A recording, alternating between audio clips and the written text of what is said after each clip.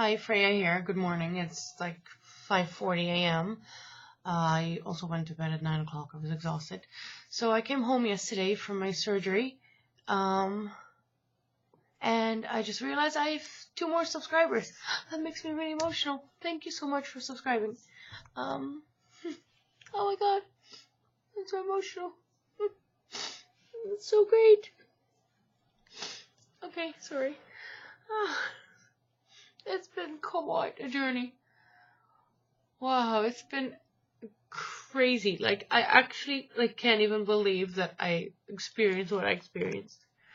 But I have lost 20.1 pounds so far, so that's been so exciting. For my heaviest, actually, sorry, this is so weird, I'm getting like so emotional. For my heaviest though, so yeah, 21.4 pounds I've lost since my pre-op diet. And since my heaviest, I was 290, I'm gonna say 4, but I think I was 296.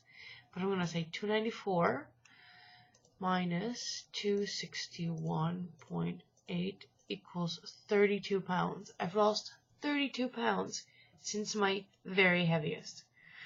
So exciting. Anyway, the experience was amazing. I filmed a little bit. It's on my camera. I'm gonna make a video of what I filmed in a hospital. It's very dark, and I'm speaking quietly because I'm in a hospital and there's other people there. But yeah, no, this was so crazy, and I can add some photos of my operation too.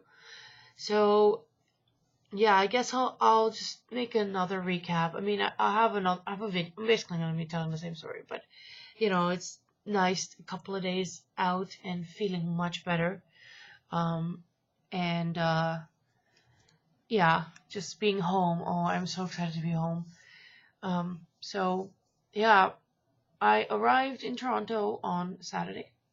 Right now it's Friday, so it's almost a week ago. I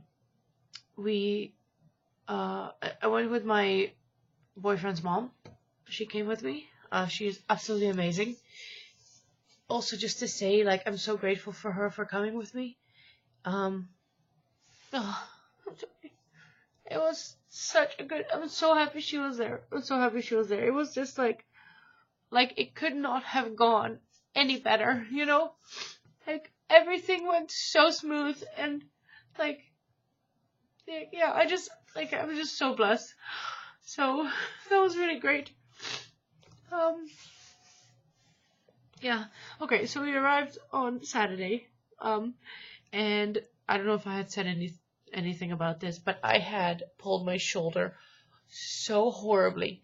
So for the last couple of days, I hadn't been able to sleep at all, and I am a side sleeper, which is interesting actually, because I guess the sore shoulder helped me prepare for sleeping on my back, because I've been sleeping on my back because of my stomach and all the wounds and stuff. I can't sleep on my side anyway.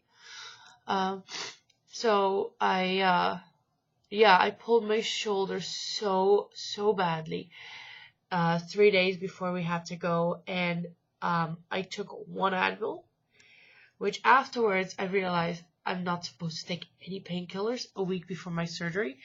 Luckily, I found that out the day of, like the morning of. I had taken that 1 Advil, and I stopped taking anymore. Like, I was done, which was unfortunate, because actually I was rolling around in bed, and I was like, why am I in so much pain?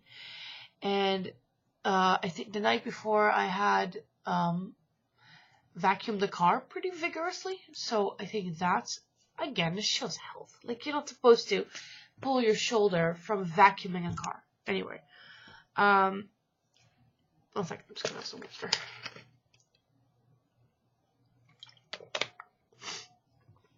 Yeah, so woke up rolling around in bed in so much pain, and then I'm like, and it hurt actually my arm. It started in my arm, and then it went up to my joint, and my entire joint was inflamed horribly. So I woke up in the morning and I told Michael, like, I'm in so much pain. So he gave me the Advil, and then of course the Advil kicked in, and then I slept another few hours. So then when I heard I couldn't take any more Advil, I was like, oh crap. So anyway, it got so bad, like moving was horrifying, like doing anything was absolutely horrifying. Sleeping was so terrible. I was just rolling in bed crying because it was such sharp, horrible pain. So anyway, I, had to pack my bags and everything for Saturday to go, which was not fun either with, lack of sleep and just so much pain. So I ended up sleeping on the couch, like just propped up, upright on my back. So that's where, it's a good thing actually I kind of got used to sleeping on my back a little bit. And then we left in the morning I was picked up at, I think it was 9 or 8:45 or 8:30. I think 8:30 the taxi came. And then so she called it to my house, and then we drove to pick her up, and then we drove to the airport. And then, it was, like I said, I could not have asked for a better journey. Deb and I, we get along so well. Like, we like to hang out, but then we also are very independent. We just do our own thing, and it just works really, really well. I love her so much. She's absolutely amazing.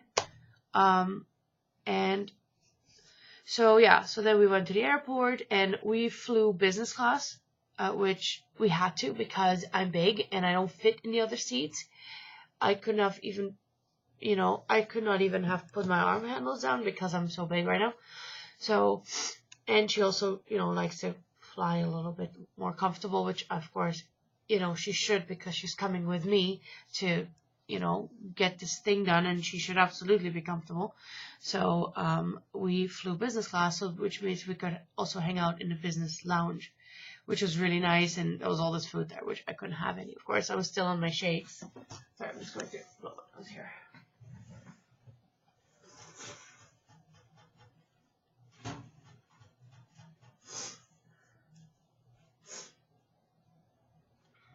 Okay.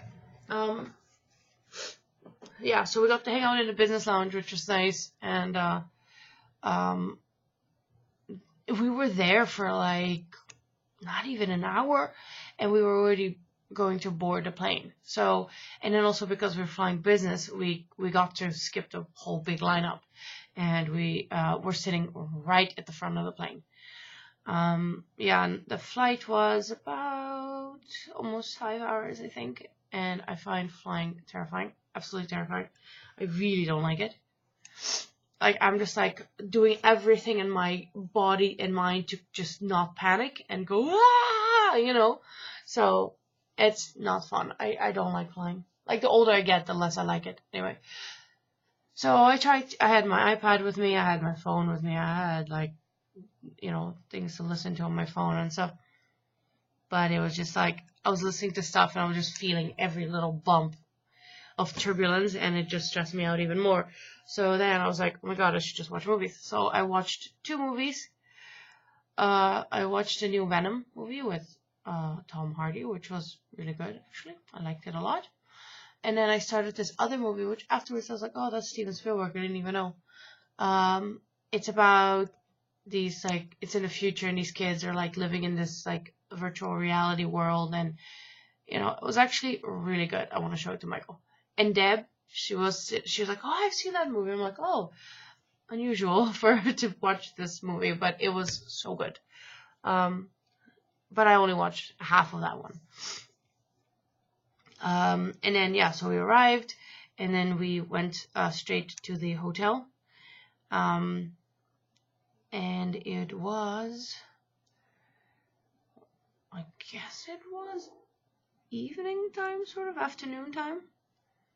So the hotel, we stayed at the Fairmont in Toronto, which is a fancy, expensive hotel. I think we spent 5 days, or I need to count how many nights, right? But it was probably about $4,000 for the both of us for that time, which was really expensive, but also really comfortable. And yeah, again, I'm so blessed. That was amazing. Yeah, the hotel itself is quite old. And the rooms are very small, but it's very cozy, very comfortable. So we had a suite, which basically was a king bed and a bathroom, and then double doors, like these doors, but then also on the other side. So we had, and then I could lock my doors, and she could lock her doors. And then on her side was just like a little living room and a bathroom. And then we requested a fridge and a microwave. Yeah, so during the day we would hang out with the doors open, and then when we wanted to go to bed, we locked both our doors, and we just had like our own little suite, which was so perfect. So perfect. And so the next day we wanted to just go see some stuff, so we went to the CN Tower, which is super high, and you go in this elevator, and I was like, no, I need to do this. Like, for me, there was 4 major obstacles that I was going to have to deal with on this trip. 4 major things that I was like scared of, and I was really brave. One was the flying and plane is flame, okay? The flying. The second one was my surgery, obviously. The CN Tower, I have a fear of heights, so that was amazing. I was super proud of myself. And then the flight home. So that was 4. So I kept saying, okay, 1 out of 3. But then, when I realized we were going to go to the CN Tower, I was like, okay, that's another thing that a thing to overcome for me. So I was just feeling like, come on, let's overcome a bunch of stuff, So no, the CN Tower was awesome. The view was awesome. And yeah, we were going up this elevator, and then the person that's, working there, she says, yeah, look down. And then there was these glass, panels in the elevator, and oh my God, it was so high. And then, yeah, we went up, and the view was awesome. We found our hotel from the view. I'm going to put all these photos on my Instagram, so you guys can see it. And my Instagram is the same as, my YouTube name. So yeah, so that was really nice. And I was carrying my big thick jacket. I'll show you guys. Also, I got a jacket for Toronto, and I got boots because I really just didn't want to be cold at all. So it was, and then I noticed that everyone has those. It's the jackets with like the big furry thing on the hood, and everyone had those jackets. I was like, oh my God, this is normal here. Even though I got mine at Winners, which is, I'm gonna be able to wear that jacket for definitely a while. It's a 2X, but if you stuff like a sweater underneath or whatever, it can be like just like big oversized and cozy. So I'm gonna definitely be wearing that for a while. And then my boots, I normally wear a size 8 when I'm thin, but I guess the fat adds about a size or 2. So some shoes I have are 10s, some are 9.5, some are 9. So I managed to find the most comfortable boots that are size 9. So I will definitely be able to fit those with some thick socks. So yeah, again, everything has gone perfectly smooth in this trip. Like everything that I needed to find, everything, I got myself, ouch, sorry, hiccups and everything is so painful still. But I'm happy I'm able to drink a good amount of water. I might do this video in 2 parts, actually. Just like stop after 20 minutes and then do another one because it's going to be really long. Anyway, yeah, so then I was kind of carrying this because our walk from the hotel, you can just see the CN Tower, like right there. So we were like, let's just walk to it. Why not? And it ended up being a pretty good walk, like 20 minutes or so for us. I mean, Deb is 65 and I'm super obese, so we don't walk very fast. Yeah, we walked there, and it was so cold, and our faces were so frozen, and I had a hat and a scarf and my thick jacket and my boots. I was so happy. And Deb needed a hat definitely, and she had a really flimsy scarf. So, but she was fine. So we walked to the CN Tower, and then we were up there, not very long. Like, there's not much. I mean, once you've seen it, it's like, oh yeah, this is awesome. And I took photos. Like I said, they're going to be on my Instagram. And then, then we walked back to the hotel, and we had a rest. And then I think Deb went out for dinner, and I just hung out at the hotel, which was perfect because I was just making my shakes and stuff. So that evening, I had to, try to go to bed early, but of course I couldn't. And I also had to, the evening before the surgery, I had to take a shower with antibacterial soap, which was, again, not fun with a totally busted shoulder. That stuff smelled really weird. I don't know if anyone has ever used this antibacterial soap. It doesn't lather. So you're putting it on, and then you're like trying to make it foam, and it's just, anyway. So the night before I had to do that, and then after midnight I could not have any more water, except for at 5:30, 2 hours before my surgery, I had to take a whole bunch of pills with like a tiny sip of water. So I woke up at like 5:10, and I honestly went to bed probably at 1, so I had slept like 4 hours.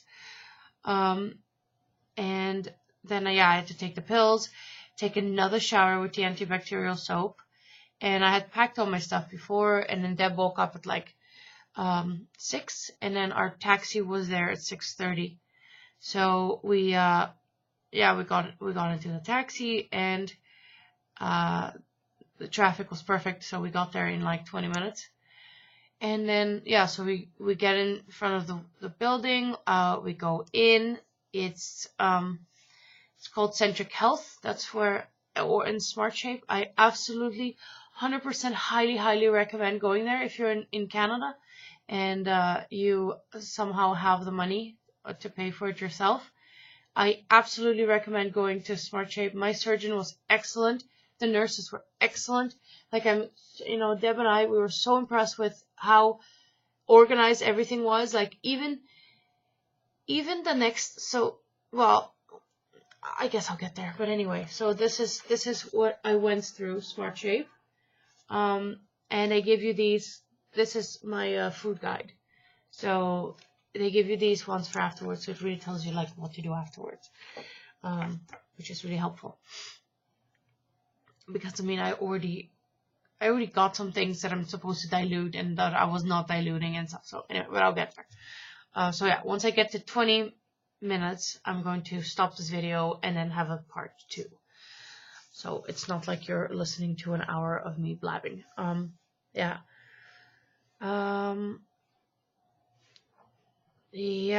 So where was I? Okay, so we reached the hospital, and the main office is still closed, and then we're like 10 minutes early. So then the office opens, and then Deb actually goes because she, her cab is there. It's early. Like, what is she going to do there? I can handle it from there, right? And I have to say, I am actually super happy that I went through this alone because, first of all, it really is my thing, my journey, like something that I have to go through, I don't know, just that I have to go through for myself. Like, everyone else has helped me so much with, up to that point, and then it's just really, it was like up to me to go ahead and do this, So it was really good. And, other people had other, family and friends there, and it was just so miserable because they were in so much pain and they were sitting there suffering, and I'm just happy that I got to do it by myself. And of course, I had everyone, I could call anyone, and talk to them, and You know, I wasn't alone, but it was just nice not to be in pain and have my family be there and just not be able to do anything about it anyway. So, yeah, so I went into the office, I signed some paperwork, and then one of the ladies brought me upstairs, and of course her elevator was broken, so I had to, with my sore shoulder, I had to haul my luggage up the stairs. Luckily only one floor. So then I walked, double doors, walked into the their part. It was a big building, and I guess they really are using multiple parts of this building, because I know that the discharge area was down below one floor, and like I feel like they had some parts of this the Centric Health.